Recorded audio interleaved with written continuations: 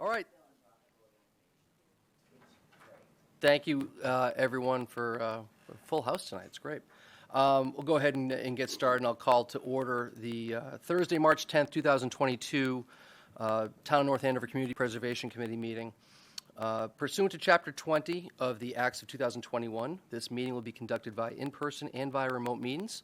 Specific information and the general guidelines for remote participation by members of the public and/or parties with a right and/or requirement to attend this meeting can be found on the town's website at www.northandoverma.gov. For this meeting, members of the public who wish to watch the meeting may do so on their televisions by tuning to Comcast Channel 8, Verizon Channel 26, or online at www.northandovercam.org. Every effort will be made to ensure the public can adequately access the proceedings in real time via technological means. In the event that we are unable to do so despite best efforts, we'll post on the town website an audio or video recording, transcript, or other comprehensive record of proceedings as soon as possible after the meeting. If the public would like to participate in the public meeting, please email your questions or comments prior to or during the meeting to dbeckley, that's D-B-E-C-K-L-E-Y, at northandoverma.gov. The question or comment will be provided to the committee before the meeting or read during the proceedings if received during or shortly before the meeting. Thank you very much. Thank you for everyone for attending. So tonight's meeting is a continuation of our prior meeting, which is a public hearing to review applications which have been submitted for this year's fiscal year funding. So we're going to run through a few of the folks that we've invited in to have some discussions with regarding their applications. Then we'll move on and discuss our financial reports, and then hopefully tonight we'll vote and on our recommendations for this year's town meeting. So first on the agenda is Mr. Howard here. I see you there, to discuss their application from the Historical Society regarding the Johnson Cottage restoration. Thank you, Mr. Howard. Thank you. Appreciate your inviting me in. And, how do we do the handout? Is this just We can just pass them along, whatever, you know, and if it's similar to your application, most of us should have it electronically if we've got our computer up, so. There's a plot map for the Johnson Cottage complex for the parcel that it sits on, and then just a sketch plan of the facility itself. Terrific. The application is entirely focused on. So, Great. I understand that the committee had some questions regarding the use of the property, and there were some questions as to what we would intend to do with the property in terms of possibly parceling out or looking to sell or looking to build on the property. Yeah, no, and I know you introduced the project to us, you know, at our meeting earlier in the winter, and I think what I'll probably do is kind of go around to the committee and ask if there are any specific questions. If you wouldn't mind starting with maybe a quick overview. You don't have to repeat everything that's in your application. Sure. But quick overview of what you're looking to do, and then we'll kind of go from there. Okay. Well, the Johnson Cottage complex is the traditional home of the North Andover Historical Society. It's been the headquarters since 1913. I think we're all aware of the Historical Society's efforts to work on renovating the Stevens Center next door, the former textile museum. But that it's important to the society to perpetuate the Johnson Cottage and everything that it's done and will continue to do for the community. So this application is focused on addressing the renovation, restoration, and enhancing the utility of the cottage and the attached buildings for the next several generations. We want to be proactive in addressing some of the environmental issues and also do our due diligence with respect to historic preservation and bring the Founders Hall section of the cottage back as closely as possible to its original as-built appearance. So what you'll see, it's may appear to be a laundry list of small projects, and I think that was something that was called into question as well. But in the context of what we're trying to do, this is really setting up this building to function as as an annex to the Stevens Center and to continue to impact and influence the lives of North Andover citizens. The historic house itself, of course, the main hall area, which we anticipate being used for all sorts of educational activities, community events, and so it's something that we need to make the investment in to really bring it up to speed and make it a viable and usable resource for a long time to come. Okay. Excellent. Thank you for that. I think I'll go around the committee, and if folks have questions for Mr. Howard, we'll go ahead and address them. And maybe Jack, I'll start with you, and you're on the end. You're good? Yeah. Okay. Bill, you're good? Tim? CJ? No, I think it's a good project. I think, what I had mentioned the last time this came up was that, we've made a significant investment in the Historical Society over the past few years. I think it's all great. It's all been worth it. But I think we should try to get some kind of, protection of what we've invested here. Okay. Just in terms of, some kind of protection on the land, protection on the buildings, whatever that might be. If I may, also the investment, we certainly appreciate the CPC funding that has come through over the years. In particular, the drainage work that was done several years ago. And what you'll see in this application are a few areas where really we're looking for a continuation of investment in ensuring that the building itself is made safe from further water intrusion, and that addressing some of the damage that had been wrought prior to that drainage project is addressed. So I guess, to your point, CJ, I mean, what exists today from a protection standpoint, historical? I guess I'm maybe not I sure. always assumed that there was some, so I don't know. I think that's, if we just focus on the buildings, is there a CR on the existing building? Not that I'm aware of. Yeah, see, that's a problem. And Not as a problem, but I think it's So something CR, and we also, should address. so that's the building, so I think, would that be a big issue if the society provided a CR for the, I mean, it seems kind of axiomatic that you would do that, so I Yeah. mean, but, like right next door at the church, when we funded the steeple of the church, we got a CR for that, so. Yeah, and I have no problems with that. This organization is, we may be growing in scope, but, we're our founding purpose is historic preservation and promotion of this region's history to ensure that the people can continue to learn from it. So we don't want to affect any major changes to the property, and I really didn't see that as an issue to be addressed. That's my long way of saying no. I don't have a problem with it. I guess I was just going to assume it was there. And you're talking on the building, or are we talking on the land as well? First, the building, because I think, the building, I think, is simple. The other part of it, and there's been sort of back and forth discussions at time, but if you look at, thank you for providing the plot plan from 1960. That's very impressive. But there's always been some discussion at the back part of the Textile Museum lot that is there, first of all, I guess, is there any interest in the society to develop that or sell that off?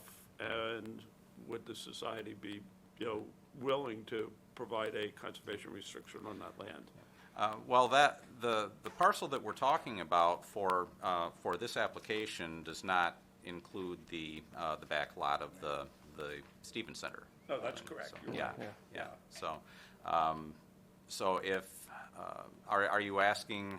Well, I'm just trying to see, there's obviously in practicality a unity between the two, even Yeah. though they're separately parceled off, and it's one entity, and it's, in part of the whole ethic of historical preservation and preserving the character of, really of Academy Road as much as anything else is, I just trying to understand whether you'd be willing to give a CR on that back part of the property.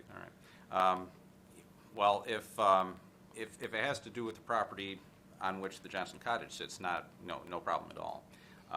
If it's a parcel that is separate from our existing application, that may require some further discussion on our part to make a determination amongst our planning committee.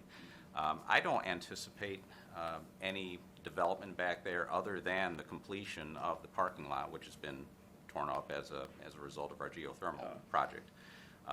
But as far as putting buildings on there or, leveling the hill or anything like that, it's not something that I would anticipate being an issue. Okay. I mean, fair enough, but I think at some point in time, it would be nice to have some formality, whether it's now or down the road, Okay, thank you. Okay. Rick, do you have any other questions or comments? No? Terry? No. John, yeah. Yeah, I just have one Yeah. quick question, and just more for the historical record than anything else, there's, back a number of years ago, we did, a consultant study of all the priorities and so forth, and you're right, we did the water problems because they were most severe. We did the one other structure that was redone. I think, Stan, we spent a lot of time on that. This, I assume, is the next phase of that. Is there going to be a phase after this, and how does this fit in terms of the future priorities? Was this the 2013 Menders and Torrey master plan? Yeah. Yeah. That involved a number of significant changes to the footprint of the Johnson Cottage because it was based on an assumption that the Stevens Center would not be a part of the Historical Society's campus. So the move over to the Stevens Center fundamentally altered some of the recommendations put in there, which included making substantial changes to the building itself. So the report made a number of recommendations that we do intend to continue, that we do intend to see through, some of which are addressed in this application to ensure the long-term preservation of the historic Johnson Cottage and also of the Founders Hall. But as far as expanding the building itself, would a CR would that place a restriction on the recommendations placed in that plan? I think it's more alteration of the existing structure. I mean, there is an art of how to put together a conservation restriction, I think, that we can work out in a way that makes sense in the future. Obviously, anything that you would do would be with a historical touch to it. I mean, it would be pretty obvious, but I think it's more that the existing structure is preserved. The recommendations in the master plan that apply to the preservation of the structure we intend to see through to their completion, and that's a big part of this application. The recommendations that had to do with the alteration of use of the building on the assumption that we did not have another structure are what's in question there. Fair enough. Okay, good. Thank you. Tracy? No, I don't have any questions. As I'm looking at it, the breakdown of the cost, there's about $25K, give or take, in regards to mold mitigation and dehumidifiers and continuing on with, so I'm glad to see that. Yeah. But yeah, no, I don't have any questions, and I would say insofar as the CR, I certainly wouldn't want to see an overreaching one, with this particular application where it doesn't really, none of it's applying to the Stevens Center, but I don't know. Well, the CR wouldn't have anything to do with the Stevens Right, Center. It it would would- just have to do with. Okay. Okay, is But yeah, that was my concern. My understanding was you were asking about the properties that Yeah, okay. were not involved. No, I think the preservation of the building would only be that one building. I mean, the other Okay. one, is. We can talk about down the road, is kind of Yeah. what Oh, you're yeah. suggesting. Yeah, I Yeah. just wanted to make sure we weren't Oh, yeah. overlapping. Yeah. Going. Terry, you had a follow-up, sir? Quick question, is there a fire alarm system in this building? There is. Okay, so it's hardwired and, Yep, hardwired, fire, smoke, and motion. great. The only question I had jumping out at the cost was the interior painting cost. Is that an inflated cost because of the lead encapsulation that comes along with it? Are you aware of that or no? Well, as far as... Or is that just what it costs these days? I haven't had my house painted in a long time, so. Yeah, that's pretty much the going rate. Okay. This is the first proposed interior painting in a couple generations now. Oh, wow. Okay. And, you know, we aren't overly concerned.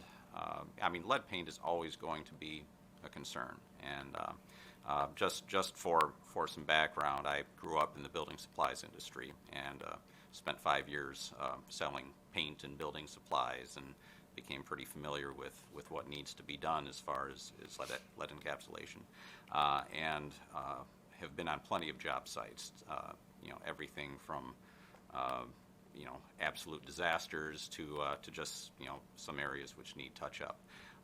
The paint inside the Founders Hall, which is the space that we've you know, we would really like to bring back to its original appearance, is in generally good shape. Okay.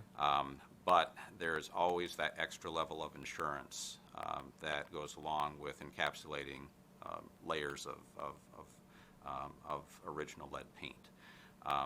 We are anticipating also a pretty substantial increase in the use of our entire campus.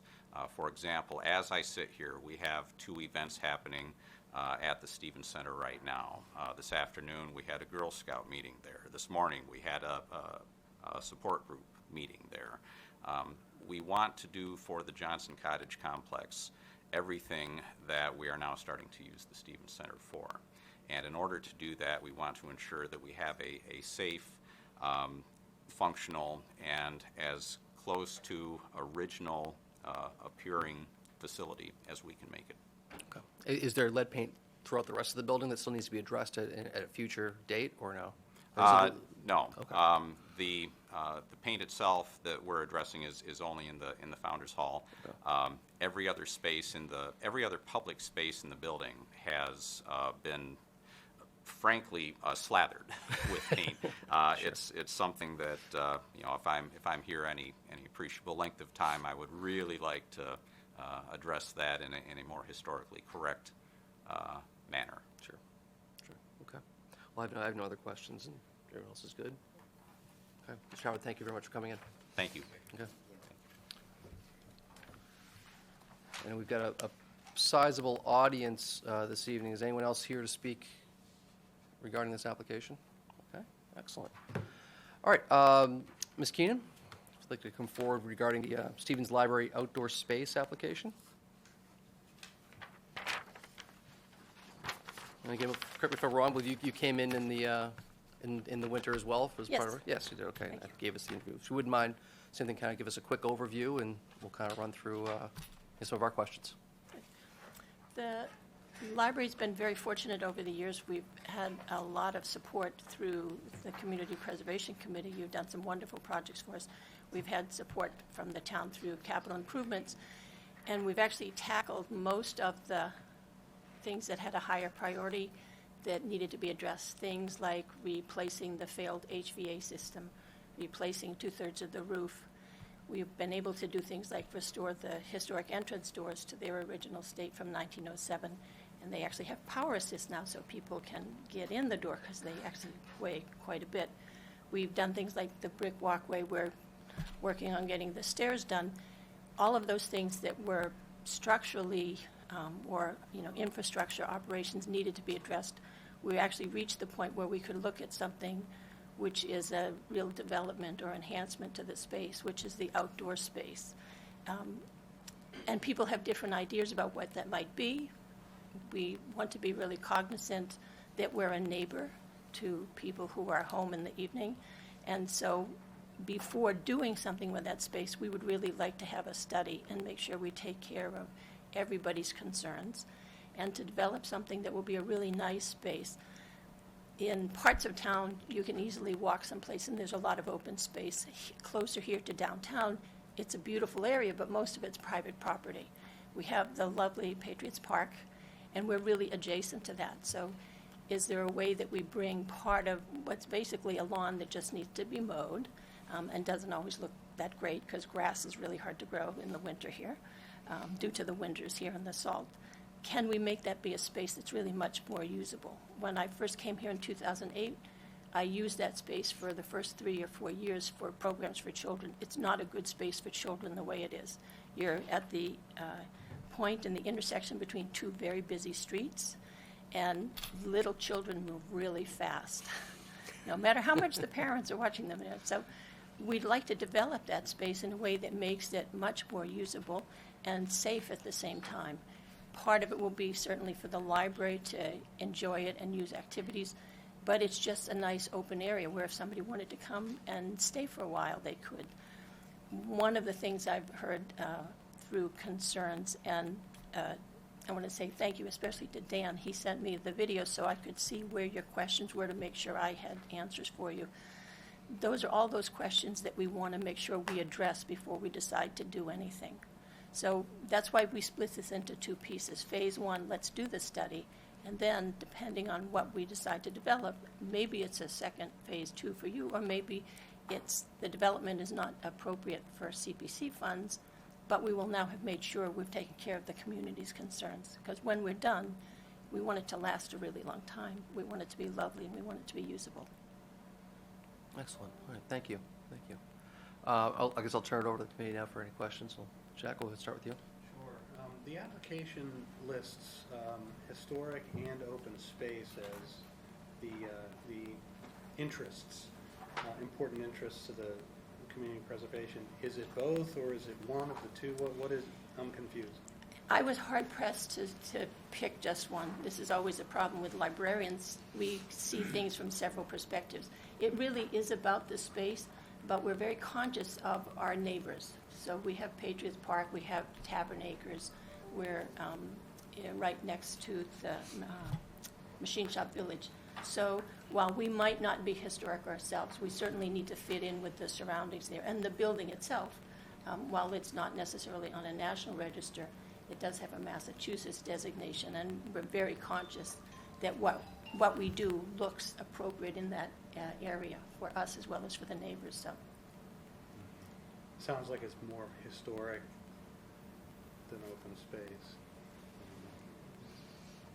Okay. Maybe a little recreation, you know. A little bit of both. I think either way, from an applicability standpoint, I think we have certainly evaluated it, and it's eligible for funding. Dan, you evaluated all these early on, correct? Yeah, so this one would, I guess, historic might come in depending on what the study says about sort of the peripheral areas, like if anything with the front steps or the walkway could be historic, but I think the big part here is recreational land for passive recreation, depending on whether or not you consider that green space recreational already. You might consider this creation of a functional recreational use, or you might consider this restoration, i.e. capital improvements to bring it to its intended use, which is for, again, passive recreation in an outdoor space. So historic maybe, but recreation definitely. Right, because the STEPS project we funded a couple of years ago is historic. So if it's adjacent to that in any way, that there could be a historic component to it, I suppose. Okay. You good? All right. Bill? No, I don't have any more questions. Great, excellent. Tim? You say up to $50,000 anticipated. The consultant has got $39,500 in a quote. What are you anticipating for the $11,000 difference? And I'll be honest, based on the past few years and how we see prices for things changing, it's what I'll call wiggle room. My goal always is to come in well in, and that's why I say up to. I hope it would be a lot less, but until we start doing it, we're not sure what will happen. And the big part of it is we've discovered, working with the engineers, especially on a design, and that would be, the study would take us to the final step, which is we would have biddable documents to go out. So assuming we're going to do something and, if you will, build there, in working with the historic steps, I've learned that the engineers take a lot more time than we anticipated. So I was like, let's just have space, so I don't need to say, we're almost close, but not quite yet to do that. It's start to finish. I'd like it to be one pass, to be able to come back and say, we did it for a lot less. And this was an estimate from one company. We haven't gotten competing bids, so maybe it will be better. maybe it won't be any better, but there'd be a firm that was more qualified, that's a little bit more money. My attitude is you spend the right amount of money to get a good job that lasts a long time. Penny wise is not always the best way to do long-term projects. Very wise. Have any of the neighbors made any comments to you? Well, I haven't heard anything from the neighbors, and I was really pleased that Dan sent me the video link so I could watch it. I'm really surprised to hear that some of the neighbors have concerns, and they haven't come to say anything to me. Anytime we hear things, it's a priority for me, because we are a neighbor. We don't live there 24 hours a day, but we're there often enough to be really cognizant that we're a neighbor and we want to be a good neighbor. So if we can find out what the concerns are, then we go looking for them and find ways to address them. I had 2 abutters reach out today, actually, because it was on the agenda. And their concern that they told me was not, they're thrilled to see something nice go in along those lines. Their concern was, and I didn't see it in here, it doesn't mean, is to have available Wi-Fi out there 24 hours a day. And so 2 abutters called me today about But they that. do want it or they don't want it? They do not want Yeah. Wi-Fi 24 hours a day. And Available. that's not the intent, open space is not to, the primary purpose in open space is never Wi-Fi. With the number of people with gadgets today, they like finding the Wi-Fi, but I don't see this as a space where people should be staying But late, that's- no, but I would say late into the evening. I have been the director of another library, and our Wi-Fi was set to go off half an hour after the building closed. It started half an hour. It was on a timer. You change it spring and summer, daytime hours. I've been places, and probably you'll have been places where you'll see, our signs say library parking. Right underneath it says, no parking, 9 p.m. to 8 a.m. I think that would alleviate their The- concerns if there was no, it was the 24-hour, they were nervous it could really quickly become. Yeah, no, that's. But yeah, if it gets not the Why is that hard to intention. get? No, It's baffling to me. no, I just- you know yeah. what I mean? But I think they were more like, oh, if the kids can hang there and, I don't know. That was the only concerns that I heard. Okay, thank you. CJ? Okay. Rick? My question on the design fee was answered. The only other question I had was just on the intended use of the space into the evening hours, but I think you just kind of addressed that, so I'm all set. Terry? Yeah, people have reached out to me also. The Wi-Fi's been a big thing. Do we currently shut it off a half hour after? We don't. I'm a little surprised to hear that, because one of the complaints that we got during COVID was that people who couldn't come into the building came there expecting to use Wi-Fi, and they couldn't get on. So I'm kind of surprised to hear that some people were getting on, apparently other people weren't. I live right down the street, and every night I go home, Yep. people are sitting in that parking lot right there in the car. So do we actually know that they're on Wi-Fi, or they're doing something else? Well, I don't know. I mean, I don't know another reason they'd be sitting there other than to get the Wi-Fi, because it's the end spots Yep. that they have to be So are at. they closest to the building, or are they at the point? Closest to the building, Yeah. yeah. Because I know the further you get away, so the staff entrance is on Green Street. So once you hit about the 3rd or 4th parking space, there's no Wi-Fi to the Right. point of the triangle, so. Yeah, and the other concern they had was if we start putting tables and chairs out there, is it gonna become a hangout at night? And, most times that's what happens when you put tables and chairs out. It is a very open area, so it might not be as bad, but it's probably gonna be, so it's gonna be a concern. And I'm not sure if anybody's here tonight, but if, they're anxious to voice their concerns, for sure. And that's really, this is the point of the study, that when we do something, it fits the neighbors and it fits the neighborhood, it supports the community. The library is very well used and very well respected and very well supported in this town. And that's always a primary concern for me, that we stay that way. That's what makes the library valuable to the community, that we're part of the community and not separate from it. I know I'm amazed. I drive by it all the time, and how busy it is and how well used it is, and it's exciting. I remember being at a town meeting a few years ago. They told us we should close it. Nobody's gonna go to a library anymore. That's the good news. It's Yeah. not what they said a couple of Yeah. years ago. That's right. Excellent. Thanks, Terry. John? Tracy? No, good, thank you. Good. I guess the only question I had regarding the application and the bid is, I guess task 1 and 2 are really about the design and the study. Tasks 3 and 4 assume that the study's moving forward. So are tasks 3 and 4 necessary to be funded now versus just the design phase? 'Cause I think they have, $12,000 in construction phase services. That presumes that we're funding something that's going to get built necessarily. So the goal always is to do this in fewer numbers of years. Okay. So if we fund only the first steps for this year, and somehow miraculously, if we get through the first 2 steps quickly, I'll be waiting until next May again to get the rest of the money. Okay. So the outcome of the study will determine a lot of things, and maybe the study will say that we're not going to do things that are physically significant, and maybe we don't go into those other phases. This was anticipating sort of the most of the scenarios as opposed to the least. Okay. Got it. Good answer. Thank you. All right. No one has any other questions? Thank you very much. Dan has been a huge help. You're very fortunate to have Dan. We appreciate the floating head on the side. Thank you. Was that? Is anyone else here to speak before we move on to the next? Just my 3 trustees. I'm guessing they're all still in favor? Okay. Thumbs up. Okay, all right. If that's the case, we'll move on to the next meeting, the next one on the agenda, the cross-country trails. Mr. Nugent?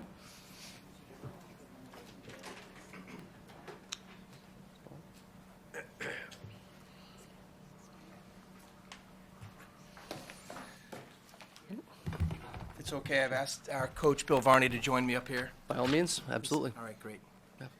So if you wouldn't mind kind of giving a quick overview again, I think you spoke to us again in the winter, as part of our overall workshop, and then we'll kind of go through some of the questions, and there's certainly been a few things that have come up regarding this application, which you can probably give us some updates on as well. Awesome, okay. All right. I'll start. You pick my mess up. I want to say thank you, first of all, for allowing us to come back and talk to you about this, and also for the 8 cross-country members behind me who have joined us just to kind of hear what's going on, and they're all excited about this. So this started back early in the summer, and we were approached with an idea of using town-owned property to bring our cross-country team home. Our cross-country team right now is somewhat homeless and running in a different community, being bused to their home meet, training on the streets, really not a really productive way to run an operation. So this idea came about, and we turned over to Bill Varney and talked a little bit about the design. I'm going to let him talk a little bit about the overview, but it was really his idea to, I'll pick up in the end of the day, like where the current course might exist. Maybe you can take it over from here. Yeah, so really the idea was to take as much of the existing trails and paths, so we weren't really building anything, we weren't cutting trees down, we weren't moving any paths through, call ecologically sensitive areas. So really, a good portion of the trail base is what I'll call the half-mile hill trail, which if you're familiar with the trail system, that's one of the better systems. It's wider. It at one point looks like it had a carriage or some sort of horse pulled vehicles through there back in the day. And that also gives us access into Half Mile Hill, which is, again, we're not really calling them trails per se, because they're more like paths that have been developed more seasonally after the hay season. So really in the fall, that opens up, and there's existing paths where people walk almost year-round, but we would be looking to utilize that trail system in the fall. We currently have typically 2 meets a season, and so really that would be on a Wednesday in the fall, those 2 meets. But the kids really, from a community standpoint, we have about 65 to 70 kids in what I'll call middle distance in the town. And the town has transformed over, since I've been here since 1996, just with a lot more traffic, vehicles. And so the more we can pull them off of roads and have them really cut across the street and into, Wire Hill and Osgood, for training purposes, it's just a better deal for us. Forget about a cross-country course. So they're doing that now. We utilize the trail system a fair amount now as far as cross-training. The only things that we're really looking to do, what I'd call, and I wouldn't even call it significant, but the Ausler parcel on the side away from the development, across from the wetlands, we would look really to have a start and finish for the course there. And then as you got into, and then the rest would be just a carriage to the Half Mile Hill area. Once we get down to the lower basin of Half Mile Hill, we would look to mow and sort of level a little bit of what I'll call about a quarter of a mile or 400 meters down in the lower base to do like a figure loop twice. So it's really what I'd consider non-invasive. Again, we're utilizing most of the existing trail or path space currently, and some of it would just be upgrading it. And by upgrading, I mean maybe covering roots or rocks, widening it where maybe a tree has fallen and it wouldn't be, we'd like it to be a little wider than 2 or 4 feet than it currently exists. But nothing really touching wetlands. And we've kind of crossed a lot of the Ts with conservation in terms of how far away we'd have to be from, in the Ausler property, there's a wet area, so we would be far away from that. And we also have a lot of flexibility in terms of what our proposal is, if there's something that came up. Because really, we're just looking for about 3 miles to run, and we can do a couple double loops to make that occur. So, kind of rambled a little bit there, but if you have any kind of questions in terms of where I was going. I think we probably have a few questions, but we'll run through. But no, I appreciate the overview. Thank you. Jack, I'll start with you. I think you're pretty familiar with this project. Yeah, absolutely. More comments than questions. Okay. Bill went into some detail on, how we came up with this plan, but there was a lot more that he didn't talk about. We had a site walk with Conservation, Mass Audubon Society, the folks that are running the Stevens Estate. Fireside. The Fireside group, with the folks from the high school and FONAT. Glenn was there from FONAT, and so we were trying to conceive the trails. We started to try to figure out, okay, how do we make this work for the cross-country team? How do we flatten it out? And do minimal work. It turned out to be a great discussion. We talked about bobolinks, a bird that these guys have just learned about, and which is a very important bird up there, by the way. And the conservation setbacks. We had a route already mapped out. We talked about how we would use that route, what kind of grading they would need to make it work, how we would fit that into Conservation Commission's mowing sequence. We mow those fields once a year to maintain them as grassy fields, open wet meadows. And what we came up with was a plan that really satisfies all the goals. Their schedule is not going to interfere with the bobolink nesting periods, and which we were aware of anyway for our mowing schedules. The field itself is far from suitable for cross-country competitions. So we talked about what they could do. They considered, flattening it out to soil, flattening it out to stone dust, or like a compacted gravel surface. I think they settled on a compacted soil surface to maintain kind of pretty much the same character. Is that the case? That comes up in another question I have later on. That's true? For the areas that are grass right now, open field areas, we came back to just making them safe, runnable, but then letting it be grass so we would mow down. Yeah. So they would basically mow before their meets. Part of the discussion was these meets. There's quite a facility demand to hold these meets. The biggest demand is they need 75 to 80 cars to park up there for the meet. So there's only one lot that has enough capacity, and that is the Fireside lot, or the Stevens Estate lot, and that's why we had him there. He bought into, the schedule, the long-range schedule, the patterns that they're going to use. Would it work? Yes. If they stick to what they told him, it's going to work. It's going to work. The other thing was, it really helped the Phonet concept too, because they had envisioned trails over there on both sides of the stream. There's an intermittent stream that bisects the Usler property, and we kind of wanted to know, okay, what the cross-country use was, how we would envision trails down there too, and it really helped a lot because they only want to use, I guess I'll call it the north side of the brook. And what that did is it sort of freed up the Phonet concept to say, okay, let's configure the trails so that we have the trail users use their current parking facility, which is up by the carriage house,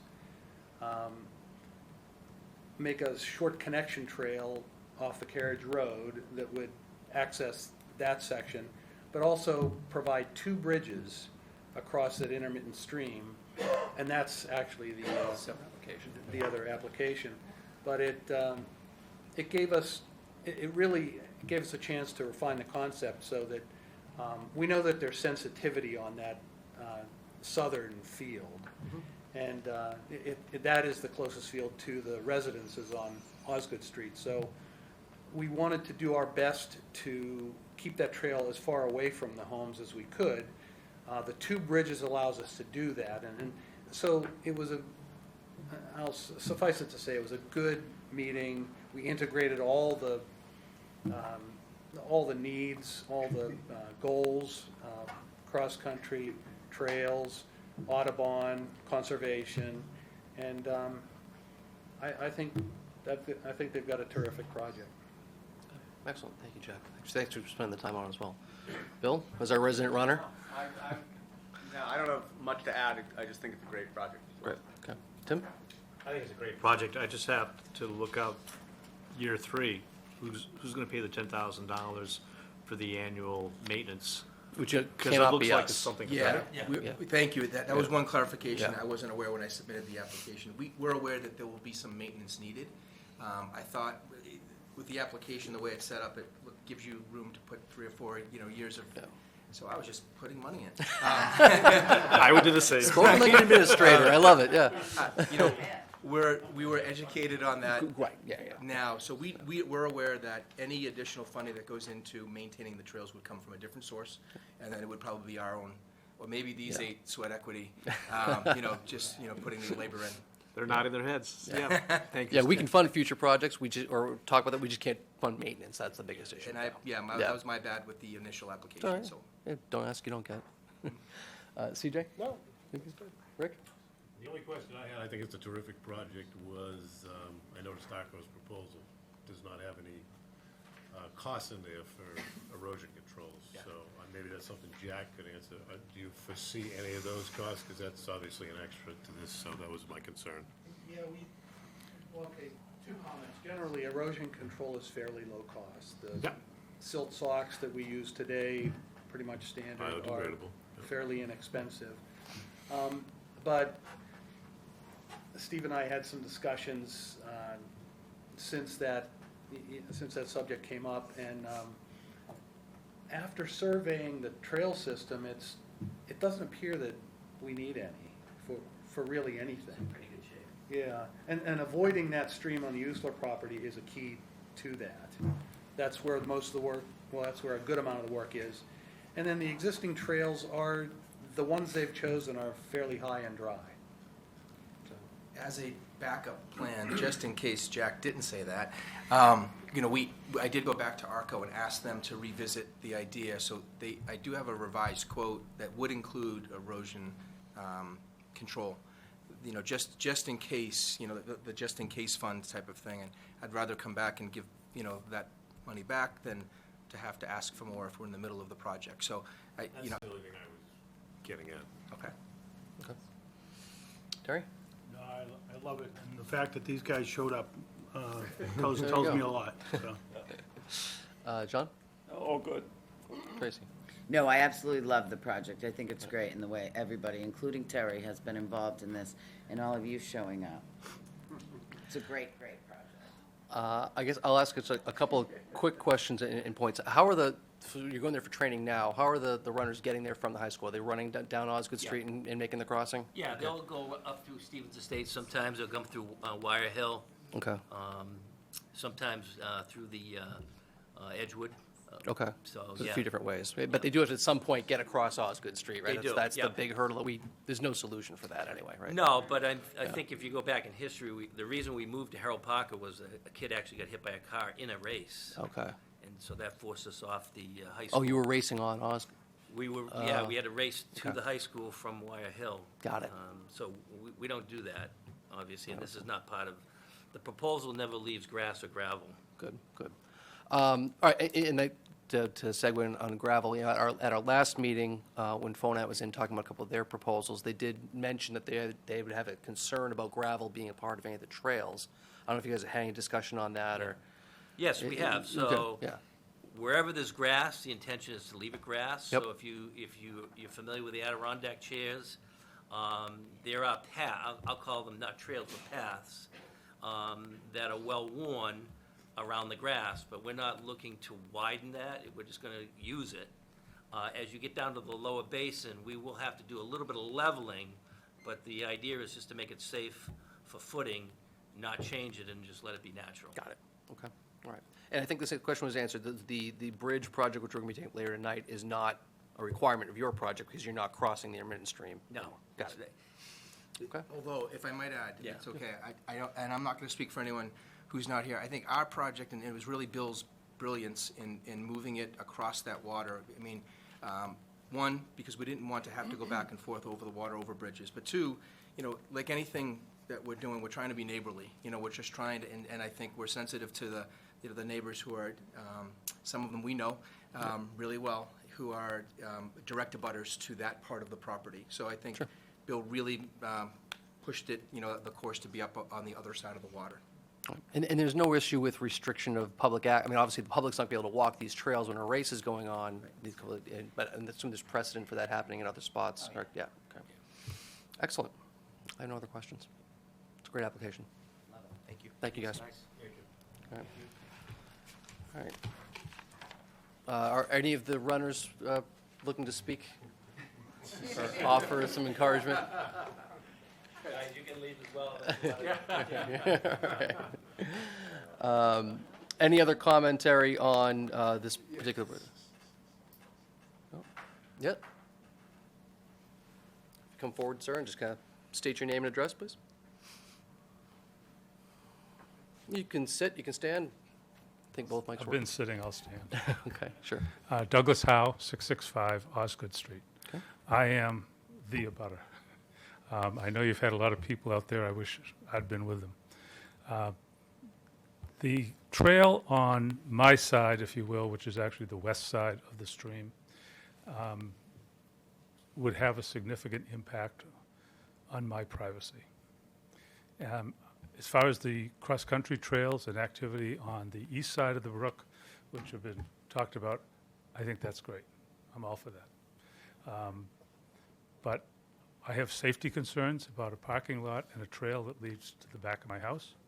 And I have privacy concerns. My big windows and all are on the back of my house overlooking that field. If you were to eliminate that trail, it would eliminate a bridge, which would save more money and conservation issues. So I'd like you to just think about that, or at least defer that until the cross-country trails go in and see how that works out. Okay. All right. Thanks. I appreciate your comment. Thank you. Any other commentary?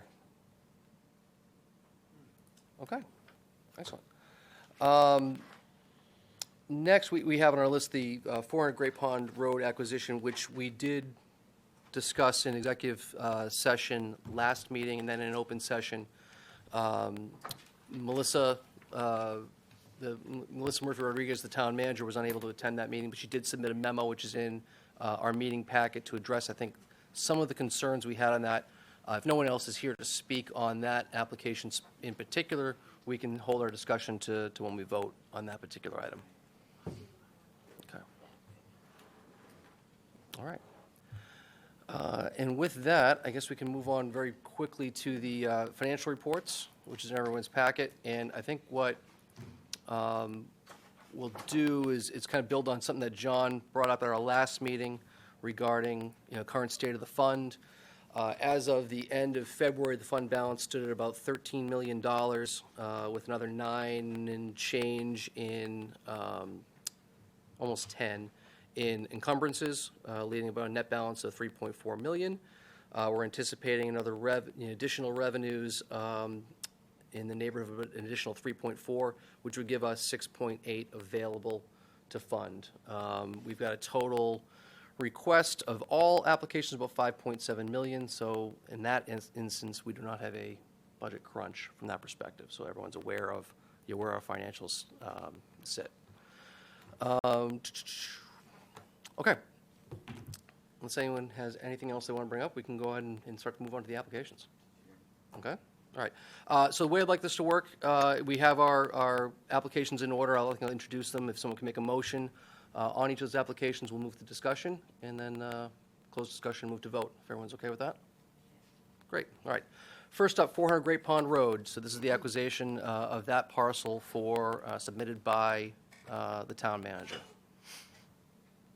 Would someone like to make a motion on this? The amount is $656,000 is being requested for acquisition.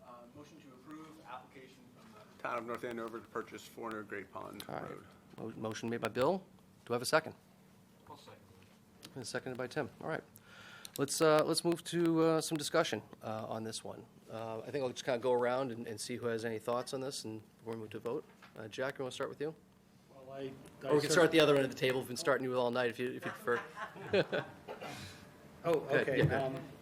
Yeah, I'm certainly in favor of watershed protection. I think this goes a long way to do that, and so I'm generally in favor. Bill? Yeah, I'm in favor. I think, on the protection side, I know it's got some hair in it with the fact that there's a structure there. But I think, the main point that Melissa made that I felt was very helpful to the discussion was that this structure is in the pond. It's not kind of near the pond. And in the future, if the reservoir, it's affecting the reservoir level on like an ongoing basis. So, I was worried, hey, if you took this house out, would it mean you could raise the reservoir and it would affect everybody else on the lake? I think that's a legitimate question. And if the answer to that question is no, we're only talking about this one property. Like right now, it's the property that causes us to release water for the reservoir. And, if we were to somehow deal with this structure in one way or another, whether we, I think she brought up some decent options. We take down the structure, we turn the structure into a boathouse. There are a couple of options. I know I don't have all the answers now, but I don't think we really could. I think that's a 2-year project to figure out what to do with the structure, certainly. And we haven't had 2 years to sort of, canvass the neighborhoods. And we might never have another chance. If this passes to private hands, which it may or may not, we can, that's an open question. That's a question for the marketplace, really. But, we don't know that we're going to have another opportunity to do this, right? By the time we figured out what we want to do with this, it could be private and it's not our decision anymore. And we're in the same position where we are now, where we're letting water out of the reservoir to maintain that one structure. Tim? Bill brought up pretty much everything, my thoughts of it. And then Melissa made a pretty strong emphasis that the boathouse is the one structure, at least the way I read it, her memo, that prevents us from, or prevents the town from having that water raise any higher. And it's the obstacle, and it's unfortunate. And I think we take advantage of this once-in-a-lifetime opportunity. CJ? I'm concerned about, from a historic preservation perspective, tearing down the house. So I don't think I would be in favor of anything that would involve that. Rick? I am concerned with the structure. We don't have an answer for that. I understand this is probably a once-in-a-life opportunity. I'm all in favor of protecting the watershed. I have concerns about the structure, whether it's torn down or we have to maintain it. I certainly do not want to see it become another Stevens Estate. I have similar concerns with the structure, and I feel that the land is already protected. As far as I've seen so far, the land is protected, so nobody is going to be able to touch that land anyway. So if we take it down the house, or we turn it back into a boathouse, and then we have another access to the lake, which we're already got a concern on our another project, or if we're putting too much activity into the lake. So there's just a lot of questions. I feel like we'd go to town meeting, and I'm not sure we have all the answers to present to town meeting at this time. Brian, no, I just wanted to have a discussion. It's a matter of, is the structure encompassing the boathouse itself? So it's all one, or is the historic house backed up? No, that isn't, yeah. So It's the whole thing. it's really a stucky kind of situation then, okay. Yeah, on one hand, we have, like Terry just alluded to, we have another project where there was concern by the harbor master about inviting more use of the lake. And we heard that this may be turned into a boathouse. So are we protecting the water, or are we encouraging recreational use of the property? So I see a lot of questions unanswered, and that's another one of my concerns.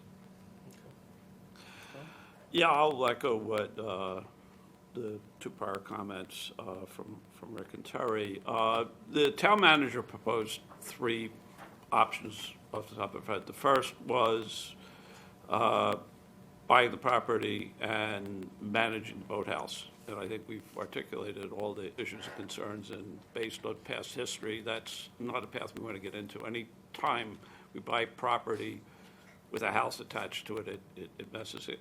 The second alternative was to potentially tear the house down and build another house on the property.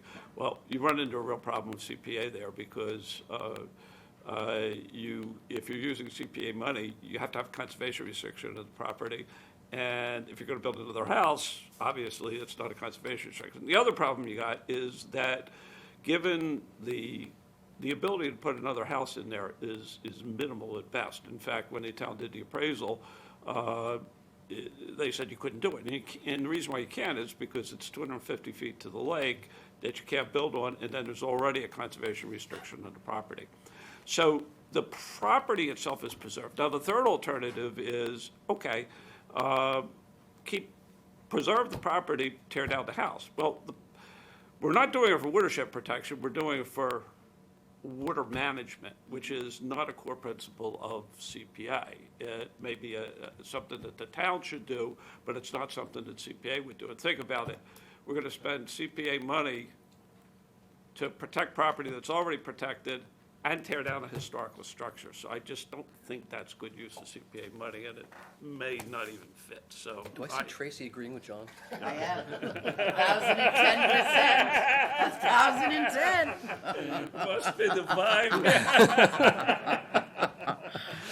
I am Cats and absolutely in dogs agreement. agree. I mean, I was a no at the last meeting. I'm going to be a no again this evening. I echo Rick. I'm not getting into another Stevens Estate in this town. Sure. Everything John just said, and in truth, you know, the representatives from the town that came last meeting had no answers for us, not a one, really, not one definitive answer. And even Melissa's memo this evening, again, has no answers. It's A, B, or C. Well, A, B, or I'm just a no. I think I appreciate those. And again, a lot of times when these things come up, you're reacting to the market conditions, right? This property goes in the market, and, all right, we got to figure it out. And it's one of those It's limits. been on the market. Who's buying it? It's a good question, right? It's And lovely. that's I'd love to rent it. The views are and gorgeous. Yeah. I do look at that as kind of the opportunity, and if watershed, and I agree with you, John, the lot's protected. Nothing's ever getting built there. If the ability to manage the water is an important goal, if it's not a CPA goal, I think I agree with that. I think there's going to be other items on the town meeting warrant that are going to address this property in particular, so. One other thing is, I did talk to Peter Boynton today about this, and there was a comment in Melissa's letter that Peter supports it. He doesn't. He thinks it's a bad idea. Well, yeah, I think the comment referenced Peter being a part of the water management study for Yeah, the lake. he doesn't. Yeah. He is very concerned about using it for this Yeah. purpose, so. Yeah, and again, I think I would just, maybe I'm veering a little bit off topic there, if we have a concern about use of the lake in terms of, too much of a use, we should be changing our regulations I was on just use of gonna the say, lake, not, you can only get so many permits for boats. I mean, that's not really an argument. We already have That's me, control and whether that of comes use up on of the our lake future in ones, that it's, regard. there are other ways to manage what's going on in the lake, I wouldn't, but that being said, part of me, call it my own naivete, I would like to say, there are a lot of questions that need to be answered. I do trust the people in place to try and figure some of those things out. So I think I'm probably generally in favor of it, of this particular application. So, but I have no other questions or comments on this one at this point. So I think, are we ready to vote? Sure. Okay, we'll go around. Jack? Yay. Bill? Yay. Tim? Yay. Yeah. CJ? No. Rick? No. No. All right, and I am a yay, but it does not pass, 5-4. Okay. All right. Next up, the application we just heard regarding the cross-country trails for the town. Can I, and one thing I should note, as per some of our earlier discussions, as we're making motions, if there are any special stipulations we want to place on any of these applications, let's be very specific in our motions on that.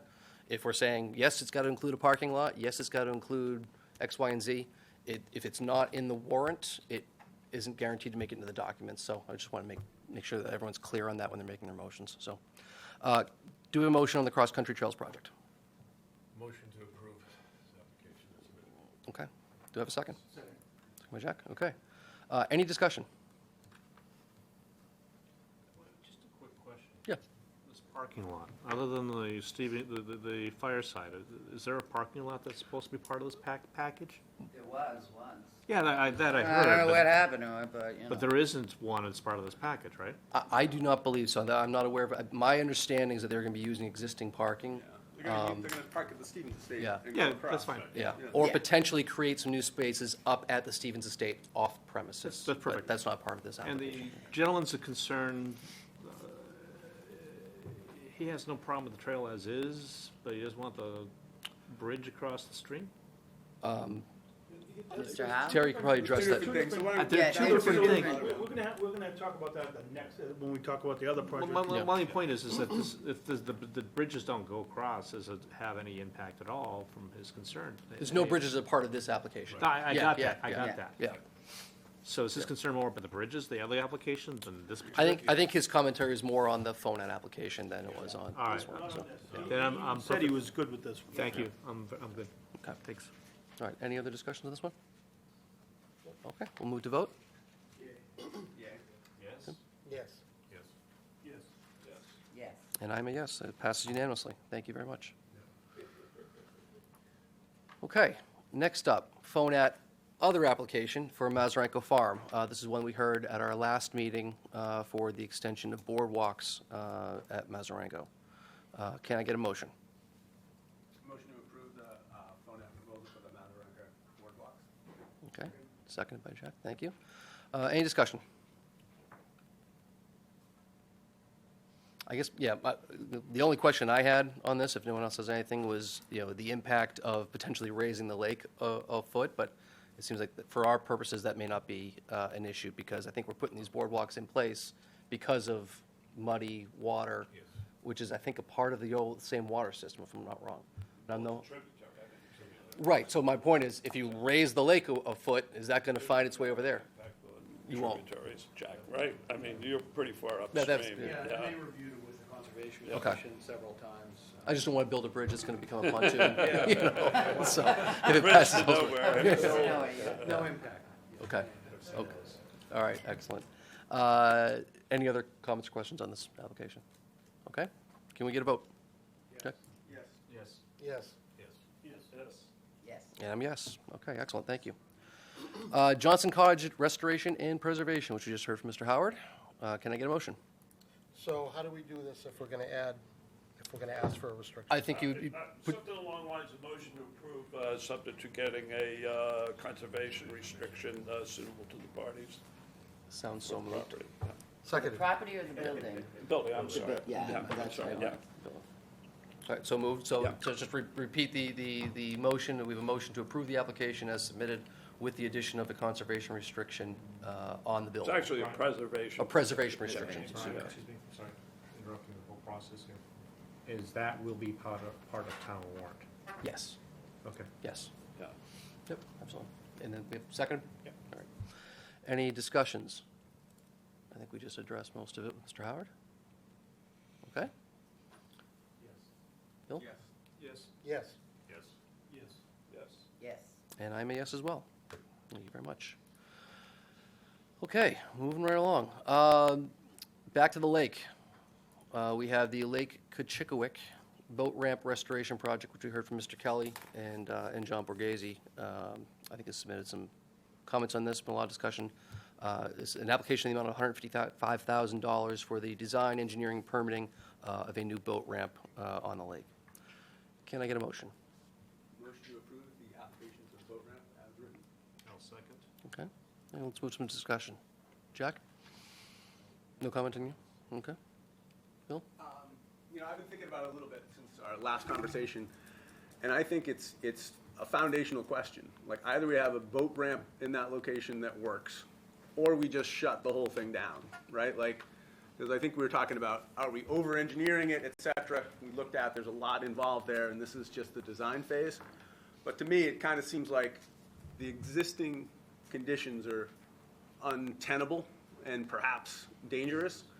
You know, so I mean, I think it's a perfectly valid thing to say, like, we have enough access to the lake for recreation in other places, and we should just put a big wall. We should tell the DPW to block it off with some Jersey barriers and call it a day. Or we should do the study and decide to go, you know, for the whole boat ramp as designed. I think that's the real choice. And for me, I think we're fine, and as Tracy said, I think there are other ways to manage, you know, usage. I think, you know, kind of like we can't have nice things is not really like the way to go on this one. So I'm in favor. Okay. Right on. Can I speak out of turn, because I'll allow it. So I called John today, and I talked to him quite a bit about it. And he's not really worried about the boat ramp so much as he was worried about that wall. So I said to him, couldn't we do the wall with the road job? Because I think somebody said that. And he said, yeah, we probably could. You know, we could do it under the same emergency type thing, because we have to do a wall down at the other pond down the street. So he said we could probably get past a lot of these engineering studies if we could go this other route. And I asked him about the boat ramp, and he said, well, yeah, you could, you know, we could put a 4-foot wide one in there. I go, well, do we need a ramp? I mean, could we go with a floating dock? You know, and he said, well, they don't allow docks on the lake anymore. But maybe be, in light of the, going from a ramp to going a safe dock, that they could put the boat next to the dock and step into the dock, it would be a big savings, and it wouldn't be a permanent structure. It would be something that would come out in the off-season and wouldn't stay. But he said, I can't answer that question. That would have to go, I don't know if it goes to conservation or who would make that call. Highway project, you mean? Well, this is gonna be to put basically, yeah. Not a conservation. Okay, so I don't know who would talk to that, but I guess what I'm trying to say is it seems like we need to get John in here. He needs to get, it's a- John, by the John Borghese? John Borghese, who's on the application. I'm sorry. No, it's okay. I mean, I Let's was have just gonna discussion. say, Yeah. at this late date, I mean, we have to do our voting so it can go before the Board of Selectmen.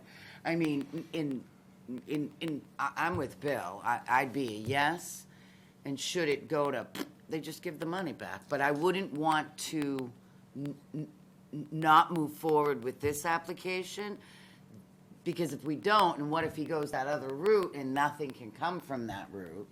And now he's out another year of not being able to move forward. Am I making Well, sense? they're gonna Are you have, following me? they'd have to add to the project, is what I guess saying, because if they're gonna do the wall here, they're gonna also do the wall at the other pond. So they're gonna have to add to the otherwise, Right. we're gonna have to have two separate proposals. Right, Yeah. right, because this, Where's the other Okay, wall? yeah, So maybe I I'm forget the not name of the following pond, then. it's the little pond across from the lake, right? Raised pond, yeah. yeah. So it's raised pond, I don't know if when you go through that section of, Before you go up the hill Road- towards. Yeah, right, yeah. So So the wall is collapsing on that side. So they want to do it, he said, if we did it that way, we would do both walls. So is the bulkhead at the dock unnecessarily tied to the dock project? Well, you probably, the bulkhead I'm is sorry, probably the dock, but biggest, ramp, the bulkhead is probably the biggest concern. Right, but I guess my point is there a way to improve just the ramp to achieve really Mr. Kelly's goal in bringing this forward without, and we can address the bulkhead Probably, yes. separately? You can use precast planks are commonly used for boat ramps, so you could do that, but I would recommend that the bulkhead be repaired as well, or at least studied. so, yeah. It's John, yeah. One other point that I wanted to mention, and I know Peter Boynton did send a note that people had, but his concern, I think, is some of the same things we've already brought up, but also related to the ramp itself. He thinks the ramp is over-engineered, that the ramp that's being proposed is basically a really wide thing that's meant for trailered boats. And since we Which are never- allowed, right? Which we don't allow, so we don't want to do that, is, send people off to engineer something that we're not even going to allow people to do. So it seems to me in the end, I mean, I think the consensus, I think it's fair to everybody, says we should do something. The question is, $150,000 for this amorphous project may not be the right answer. How can we move the thing forward? And, if we find out we can do it for $20,000 or $30,000 as opposed to $150,000, how do we have control of it? That seems to me. Quote, and I was actually thinking that the $50,000 for the library, and I'm not putting them on the spot because I think that's a great project, but $50,000 for the design was actually pretty high. So something is more substantial than that, involving our water supply and taking care of that land over there. I have no problem with $150,000 as far as the price tag. He's got the quote. It seems even more. But it's an over-engineered quote for, it's building an industrial-strength boat ramp. Actually, this is a design. This is a study. It's not a. But it's a design for an industrial-strength boat ramp. And what I'm suggesting is, and a lot of the money is for permitting and fees and things of that nature that we don't need to spend money on. Well, that you think the town will comp the fees, and Well, I mean, It's it's, a state. The state. it's a state, it would yeah. go through the state, not through the. Not the town. So, I don't have a problem with Another question I have is the industrial. DPW or emergency services looking to utilize this ramp potentially in an emergency? Because what is there, only one other access to the lake, So right? Yeah, so I sure. asked that question, and they said, no, they enter through the water treatment plant is where Okay. they, And is the that's only it. place they put boats in. He said All that's- right, so, Into the river. No, the water treatment plant on the lake. Oh, the water treatment plant. I'm so thinking of that was a trash. question I asked Ted, was why do we need such a wide boat ramp if in fact we do not want trailers to go in there? Right.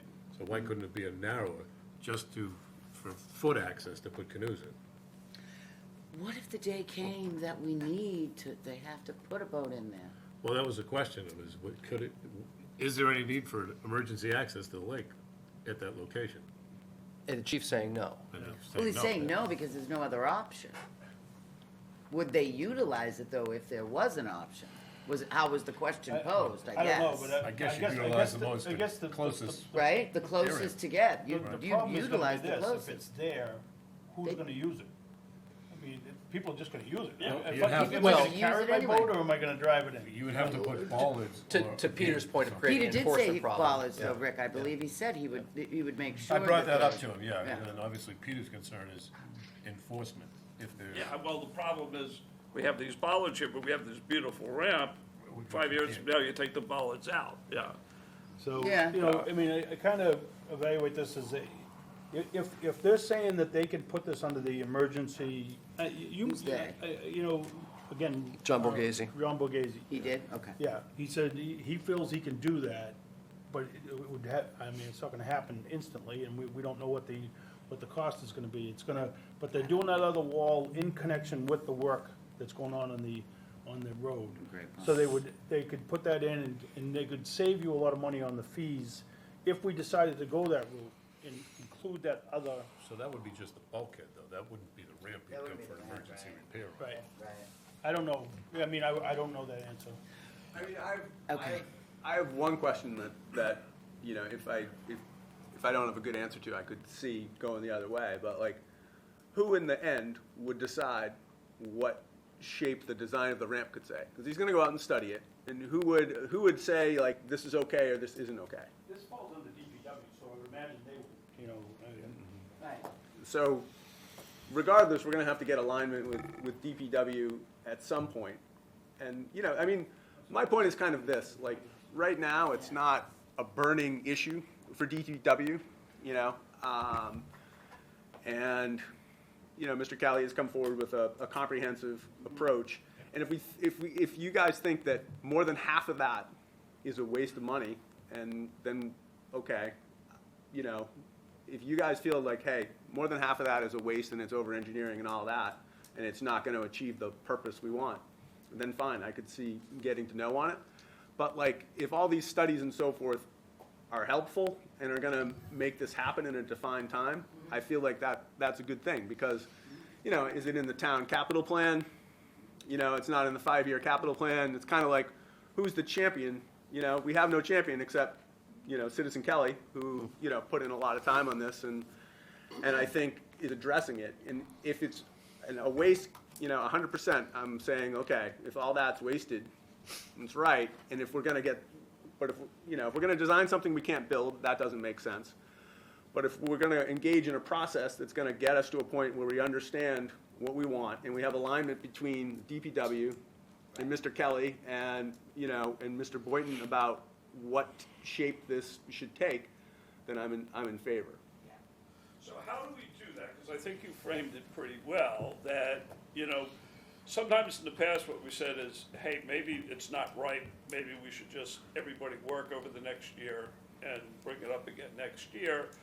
Or, you know, but that you give up a whole year, or we attach some sort of condition that, you know, we make the parties come in, and I'm making this up, in 3 months and see if the thinking is revised, and then we, you know, revise our decision. And, you know, we could park the money, but hold off making a final decision.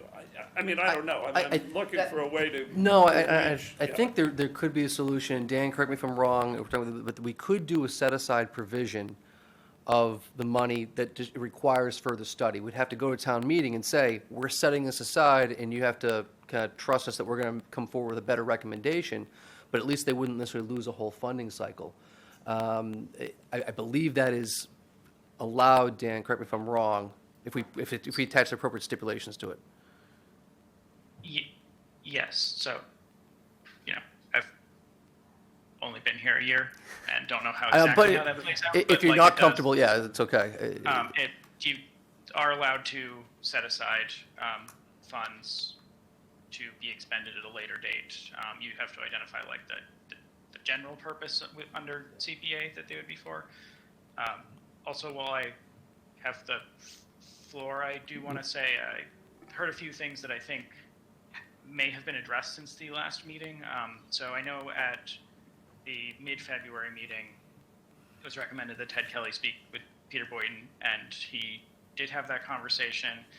I know that Mr. Kelly, John Borghese, and the engineers who put together the scope got together and basically said, does this scope still apply if we want to do something like wood stairs or a footpath? And they basically said yes, that they can still work within that realm. And I think that is what they're looking at now, is not a full ramp, but they are going to do a study to come up with non-ramp alternatives that would prevent trailer access. I don't know that they have a specific design in mind, but that's what the engineer is for. And this came in really late, but Peter Boynton did send updated comments that outline replacements that I don't know if he's saying are appropriate, but are alternatives.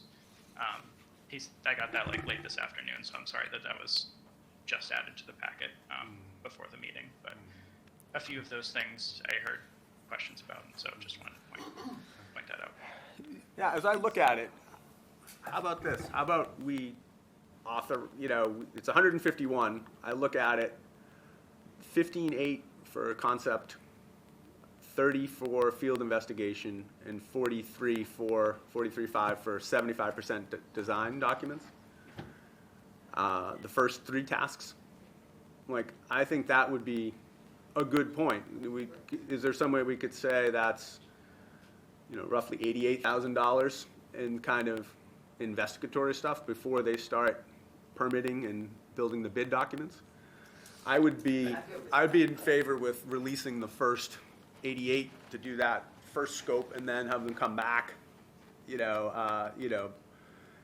at 75% design, with a group, and then we could say Better understand. yay or nay. And I think that addresses a lot of my concerns too, or at least it'll get us a little bit closer where, I think one of the questions I brought up early on is, if we spend $151,000 and use rough math, are we talking about $1 million boat ramp here? And are we funding this money without even knowing any idea what those costs are? Again, not to downplay any of the work that Mr. Kelly put into this. I think it's a very thorough application.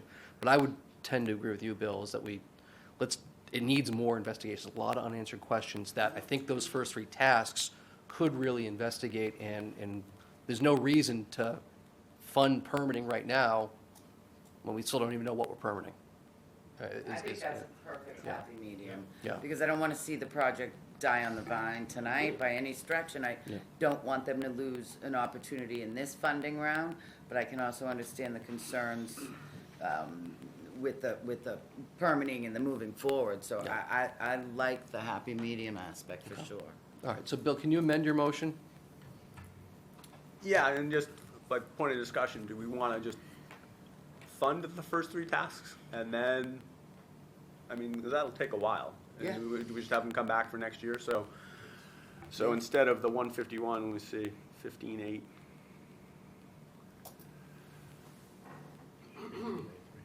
Plus 30. 89.3? Yeah, 89.3. So motion to approve the application for the CPC, for the boat ramp in the amount of $83,300. $89,300 for concept design, field investigation, and 75% design. Second, okay, great. I think we've beat this one to death. Any other comments? All right, to vote? Yes. Yes. Yes. Yes. Yes. We are unanimous, yes. Excellent. Thank you for the debate on that and the deliberate discussion. Okay, next up, shouldn't take as long, the North Andover Housing Authority Affordable Housing Design Study. Laurie came in requesting $100,000 to fund a design study at Fountain Drive. Can I get a motion? Make a motion to approve the North Andover Housing Authority Affordable Housing Design, $100,000. Have a second? Second. All right, great. Any discussion? Okay, would vote? Vote, Just to sorry. clarify, though- Yes. I'm sorry. It's actually the Affordable Housing Trust that is asking for the money Okay. not the North Andover Housing Authority. The Affordable Housing Trust is asking for the Because money. they're both in there as applicants, but Right. it's the But it's the Affordable Housing Affordable Trust. Housing Trust that will give the money to, they will then give the money to the North Okay, Andover Housing. we will so note that in our town meeting warrant, this is going to the Affordable Housing Trust. Yeah. So, okay, great. So, And Terry? I brought it up at the last meeting, and I just want to say it again, and Laurie told me one had nothing to do with the other, but to me it does. So on the same piece of property, we're putting this beautiful home, and then right next door, people are gonna be living, I mean, people wanna live there, but I just wanna make sure we're aware of that, we stick to our study, and we try and upgrade the property as much as we can, so that there isn't a giant difference in what. Well, there's going to be. Should this ever come to That's what fruition, bothered me. there's going to be. There's absolutely going to be. You're going to have old buildings with new buildings. Right. One has nothing to do with the other, and that is the state. That is Okay. because it's the state. Now, will the residents see it that way? No, they will see it differently, of course. Right. However, this property won't even be part of Department of Housing and Community Development. It has nothing to do with it. I know that. You know, Yeah. but the one thing that I can say about Maggie, since Maggie has come on,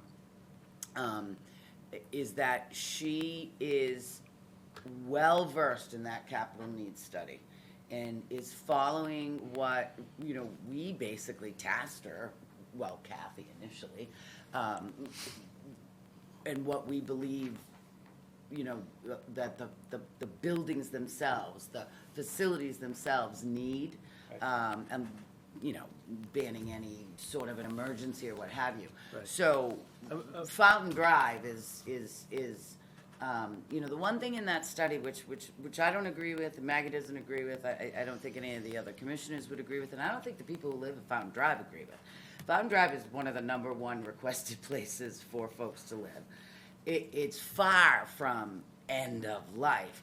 I think we also have to take into account too, that capital needs study was also done by the folks who created the first rendition of what the previous executive director wanted, which was a high-rise and commercial on the first floor and tear down everything and create something. So, so I don't want you to think that what needs to happen within Fountain Drive is not gonna happen. Of course it is. Yeah. But it's the only land that the Housing Authority has. I'm just asking to be sensitive to what I think is gonna be potentially a little bit of an issue. And Oh, definitely I- is. Residents the are gonna say, reason "What do you people- mean it's a The reason brand new people wanna live there is because they have their own entrance, they Right. have it's not necessarily because it's better, it's just that they like it, because it's almost like having your own apartment. It's totally separate. It's the But- only but land the Housing but Authority can offer us to But build on. there is still so- some upgrade that needs to be done to the. And it's, and don't forget formula funding. There's already roofs happening there now under formula funding, nothing to do with here. She does receive See, don't money. mistake, I am totally in favor. Oh, I of know it. you are. I know you are. I just. Oh, I know you are. I'm just trying to make a point that we need to be sensitive to the other group. I know, but I think what I'm also trying to say is, let's not make a problem before it happens. Okay. Well, I mean, they don't have anything to do with one another, Terry, Yeah, they I know. don't. You want the Housing Authority to do more and to build and provide affordable housing. The only parcel of land they have to do it is that land. Yeah. So I it's tough to think please the- everybody in that the- respect. I think Terry's points along the lines is that, we have been funding housing authority projects Yeah. for a long time. I mean, the first one, I think, was one of the roofs where it was so bad that, people almost couldn't live there. So we're sort of sensitive to doing things that make a big difference in people's lives. And that's, and so I don't think we're gonna lose sight of the people who live at Fountain Drive because there are some But- issues there. That's all. Right, but, I understand that, but We have a that needs is why, assessment in but I place. think it's really important to understand too, that this is being done in partnership with the Affordable Housing Trust. Yeah. You're giving the money to the Affordable Housing Trust. Every year, we give them $100,000. They either give it off to Bread and Roses, or they give it elsewhere. They're choosing to create housing, which the Affordable Housing Trust has been doing for years. George Nice to see you, my friend. And that, where we've given, the Affordable Housing Trust, we've just given the money to Bread and Roses, which has afforded wonderful homeowner ownership opportunities in North Andover. So, and improve the neighborhoods, because those buildings were renovated. So now, because we can't find those cheap houses anymore, to work with Bread and Roses, the Affordable Housing Trust is trying to find new ways to create affordable housing. So they're partnering with the Housing Authority. And I think that's why, for me, it's very important, or I'm probably belaboring this issue, and my apologies, but it's the Affordable Housing Trust, not the North Andover Housing Authority. So if the Affordable Housing Trust goes to the North Andover Housing Authority and says, oh, you have some land, can we build something? You can't convolute the two, is what I'm trying to say. Do you know what I mean? But I hear you. I think Terry's point is very well received, and there's probably not a whole lot we can do about that. We have a needs assessment in place for the rest of the housing authority, and I wouldn't want to sacrifice the creation of new housing for that, especially when it's years down the road. And I promise you, as a commissioner, and I can promise you, knowing the executive director and the professionalism of Maggie, that if and when this really begins to come to fruition, there will be heavy-duty community meetings and not only letting the residents of Fountain Drive know what's going to be happening here, but also this is what we have in the capital plan for you folks too. I promise you that. That's what I wanted to hear. There you go. I hope Maggie knows what a champion she has in you, by the way. Okay, as I remarked to CJ, I spoke too quickly on this one being a short one. Yeah, I'm sorry. Any other discussion on this? I think again, it's all valid, so. All right, ready to move to vote? Chuck, yes. Bill? Tim? Yes. CJ? Yes. John? Yes. And I'm a yes, it is unanimous. Excellent. Thank you very much. All right, next up, the second application from the Friends of North Andover Trails. This is for the creation of, it's about $1,100, for the creation of 2 boardwalks, bridges, on an anticipated trail network, which is not yet permitted, on a part of the Usler property, not directly tied to the cross-country project. So we heard from the folks at FONAT in our last meeting. I think we've addressed a lot of things on this particular application, but do I have a motion? Motion to approve the FONA application for the Usler Trail Bridges. Second? Great. Any discussion? I just would like to add. Yeah. It's, having had feet on the ground out there, this particular trail that connects the 2 bridges on the east side of the property, on the Osgood Street side of it, is about 300 feet from the closest house, okay? So it's one trail, it's a trail through grass. It's an open field, and there aren't very many flat, open field, cross-country skiing opportunities in North Andover. This would be one, okay? And it's about, we intentionally tried to get it as far away from abutters as we could. So anyway, I just wanted you to know that, not necessarily in rebuttal, but just to round out all the information with Mr. Howell, I think, who spoke earlier. So. Perfect. I appreciate that. Thanks, John. Bill? Yeah, I'm supportive. I think it's, thoughtfully designed. It fits into an existing network. And, when you go back and you look at like a town meeting and the application itself and what was said about what we wanted to do, it was to open up this corridor and connect these trails. So I think it's fulfilling the purpose, and we're always sensitive to abutters, and I think, we brought a lot of people in and come up with a good project. Great. Tim? Nothing. CJ? Rick? No. Terry? I'd just ask Glenn if when he goes into design or where he does that, he meets with the neighbor and tries to accommodate anything he can, but I think it's a great project.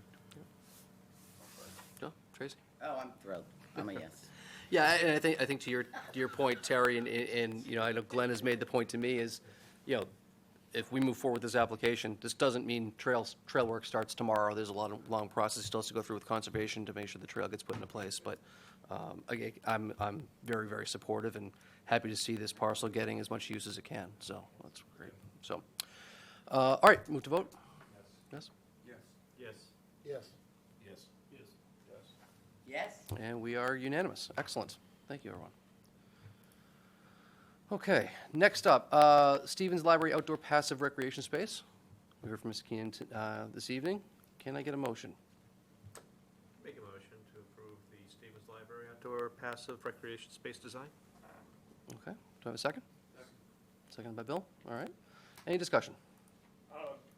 One point, this is sort of an indirect point, it's more a procedural point than anything else, is that under CPA, you have to reserve 10% of the money each year for each of the three purposes. Yes. 10% of your allocated amount, correct? Yeah, basically, you take the amount of money you're going to get in for the year plus what you think you're going to get from the state, and you take 10% of that. I thought it was 10% of our total allocation had to be. May I No, it's misunderstand that? 10% of the money that you take in. Okay. Yeah, you don't have Okay. to spend it, you can reserve it for Right. that purpose. Right. So, my point is, my recollection is that this is the only project that we're funding that is a historical project. I'm trying to remember. Johnson Cottage. Oh, Johnson Cottage. So if we're over 300,000, we're okay. It's roughly 300,000, because I think it's. 'Cause it's about the 3 money's million, about 3 million, 3 yeah, million, so yes, we're yeah. at 300,000. So how much was Johnson Cottage? I'll tell you right now. So Johnson Cottage is 134. Okay. So we'll be, we'll be under. So it makes a difference whether, that classification thing, Jack, that I think it raised. That's a good point. Which buckets it in. It actually, from a technical perspective, it matters. I mean, just because if we count it under recreation, we have to reserve a little bit more for historical preservation. And we're also going to be under for housing. We only have the one, unless I'm forgetting Yeah. something, we only have the one housing application for $100,000. So we don't have the other one for 100? What's the 100 that they ask for every year? That's the one. This was it. This was it. That was it. They're transferring it once they get Yeah. it.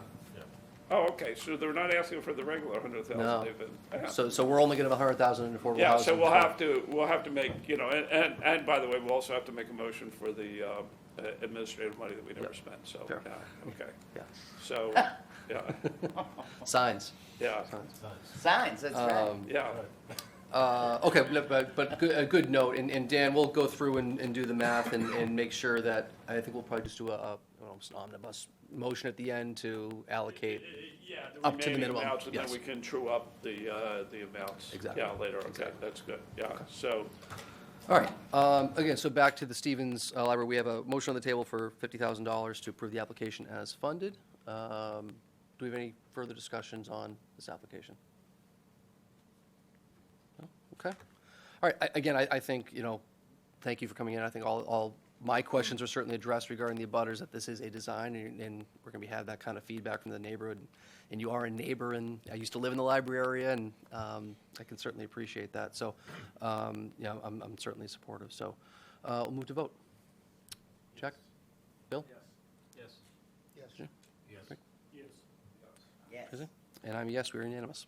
Thank you. Okay. Next application we have is for the acquisition of a parcel submitted by Mr. Eugene Willis regarding the Style Street and Boston Hill Road, about 38 acres, and the amount of $4.4 million.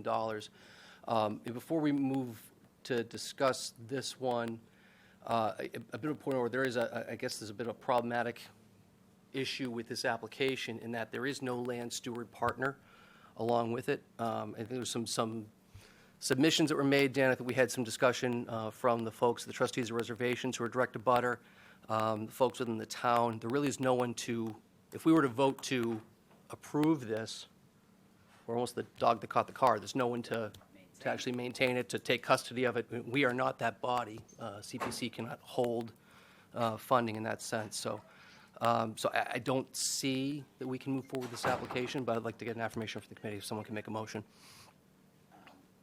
How do you want the motion to be? Probably motion that we, that we're ineligible.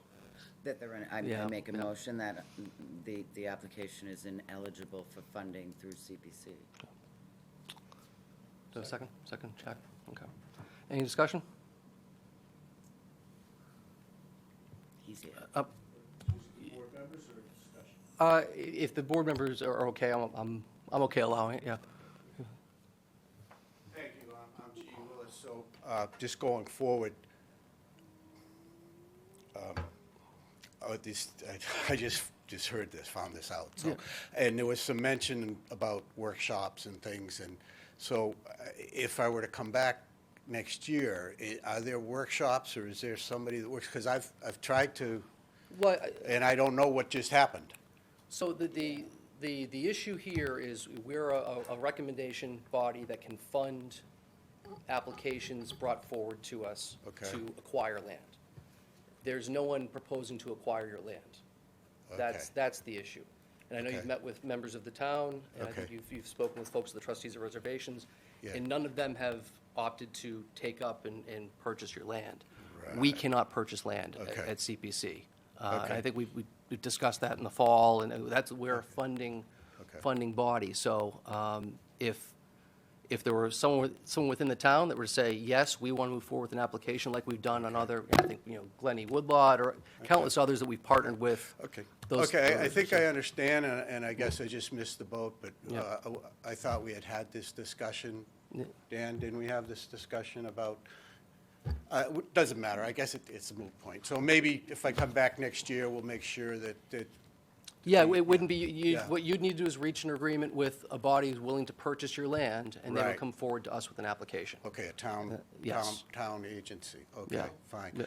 And then, Doesn't have to be a town agency, it has to be a third party. It has to, again, it could be the trustees of reservations, your Yeah. direct abutter, could be Essex County Greenbelt. There's any number of folks out there that are land steward agencies Okay. that can make that application. okay, could like a conservation commission, the If- town? If or the town, yeah. if the town is willing to, Okay. yeah, the conservation, the Okay. town could, the board selecting through the Okay. Conservation Commission could do that. And then I heard there were some comments about workshops or something that had been done.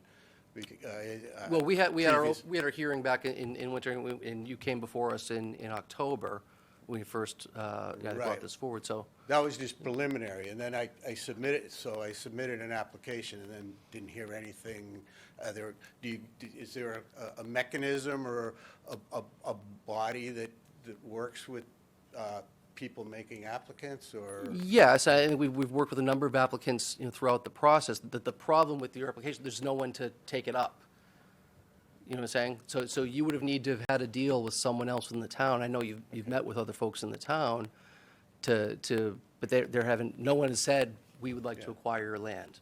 Right, okay. That's the issue. You're It's- looking for, like a workshop to I- point you in I the didn't know. direction I of had like. heard the name workshop tonight, I Yeah. just heard, so I Right. didn't know what that meant. No, I think you'd have to reach out to the trustees of the reservation who Okay. abuts. Okay, yeah, Trustees they- Reservations is the yeah. direct abutter. I think they're aware of it. They submitted a comment on the application Oh, yeah, tonight, that's- but that's the issue, is that, we were to Okay. fund, Okay. no one can acquire it, so. All right, didn't know that was an issue, so Okay. if we come back, we'll try to make sure we get everything like.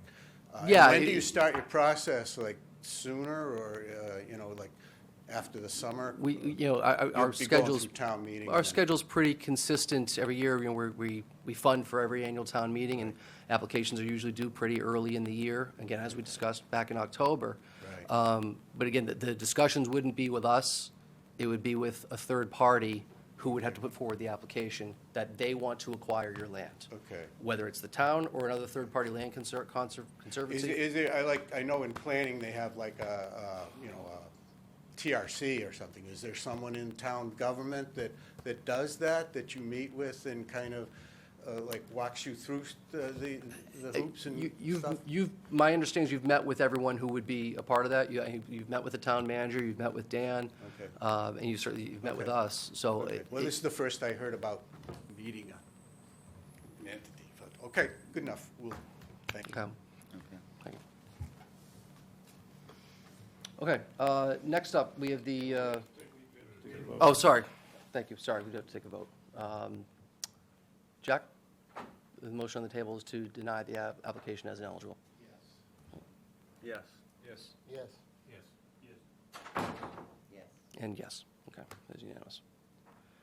All right, last application we have is for Wire Hill, some additional trail fencing. The application was submitted by Gene Enright. And the folks from the trustees of reservations in the amount of $27,709. Can I get a motion?